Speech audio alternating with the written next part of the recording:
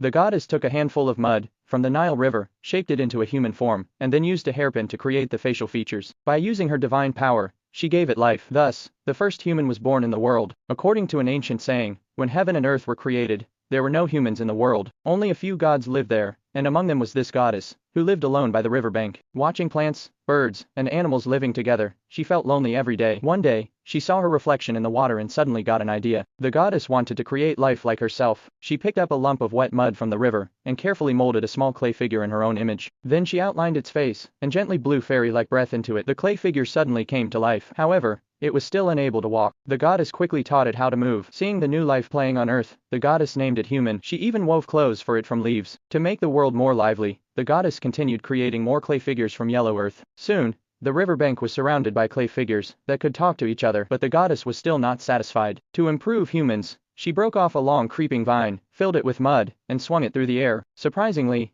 every drop of mud that splashed onto the ground turned into a living being. Over time, the earth became filled with creatures. They were given the power to reproduce like birds and animals and the ability to work to survive. The goddess also created taller humans, who could work together tirelessly. Since then, humans continued to grow across this vast land, generation after generation. However, the happy life did not last long. A whirlwind of dark clouds suddenly appeared over the sea. Wherever the whirlwind passed, no grass grew. All life was destroyed. People became terrified and ran toward the goddess' dwelling to ask for help. The goddess explained that the cause of this whirlwind was a conflict between the god of water and the god of fire.